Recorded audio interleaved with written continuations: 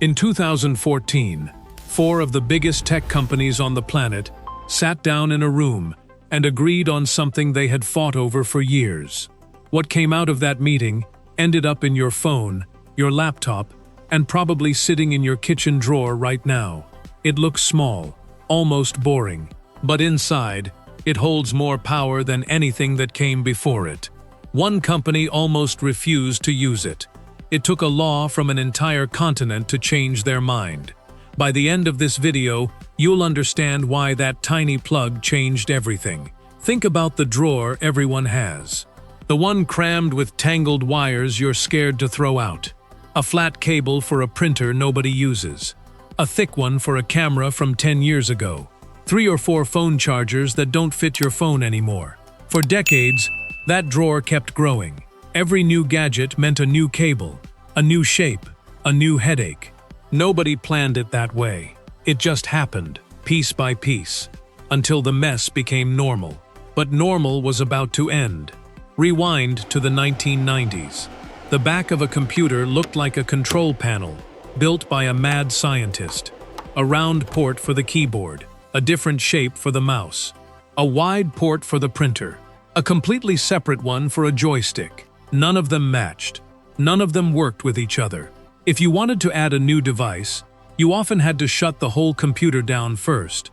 So engineers built something to fix the chaos. They called it USB, a universal port meant to replace all the others. For a while, it actually worked, but gadgets kept shrinking, and that original USB plug was too big to fit. So companies shrank it, first into mini USB, then micro USB. Printers kept using a boxy square version. Hard drives got a strange double-sided plug nobody could explain. What started as one universal port turned into 5 competing shapes, each needing its own cable, none of them compatible with the rest. The drawer kept filling up. By the early 2010s, the dream of one universal cable was basically dead.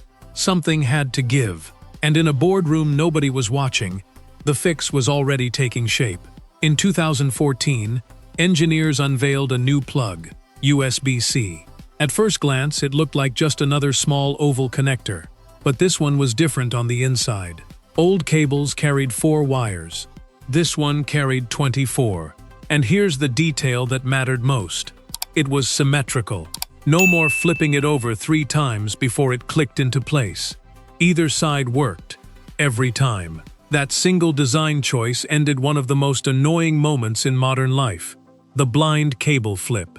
But the real secret wasn't the shape. It was what those extra wires could actually do. Those 24 pins weren't just for convenience. They unlocked something engineers call an alternate mode, and it turned one small port into several devices at once. The same plug that charges your phone could send video straight to a monitor, the same way a video cable does. It could carry clear audio. It could move huge files in seconds. One port was quietly doing the job of 5 different cables from a decade earlier. Manufacturers realized they didn't need a pile of separate ports anymore. They needed just one, smart enough to figure out what you actually needed it for in that moment. But there was one more trick hiding inside those pins, and it's the reason your laptop charger got so much smaller. Old USB ports were weak. They pushed out barely enough electricity to slowly top up a phone. Try charging a laptop with one, and nothing happens. USB-C rewired that entire idea. It can actually talk with your device, almost like a negotiation. The charger asks the device how much power it needs. Headphones get a small trickle. A gaming laptop can pull in over 200 watts, an amount that used to require a giant plastic brick. That's why so many laptops ditched their heavy round-tipped chargers. One thin cable now does what a bulky power supply used to do. It seemed perfect, almost too perfect, because one company refused to fully commit. Apple helped invent USB-C. They even put it on their own laptops years before anyone else. But the iPhone stayed locked to their private connector, one they controlled completely. Every case, every charger, every accessory maker had to pay Apple just to use it. It wasn't a technical limitation, it was a business decision. Millions of people kept buying separate cables just for their phones, while every other device in their bag had already moved on. Year after year, the pressure built. Other phone makers switched. Laptops switched. Headphones switched. And still, the world's most popular phone kept its private door locked, while everyone else waited outside with the new universal key already in hand. Then a whole continent stepped in. European regulators pointed to a growing pile of electronic waste, thousands of tons of chargers thrown out every year, just because phones kept switching plugs. So they passed a law.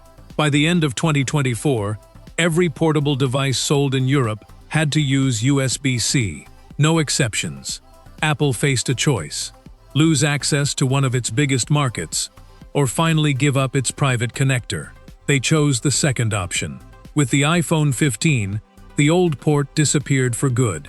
After a decade of resistance, the last holdout had officially joined everyone else. So now, almost everything you own can share the exact same plug. One cable for your phone, your laptop, your headphones, your tablet. It sounds like the story ends here, clean and solved. Except it doesn't.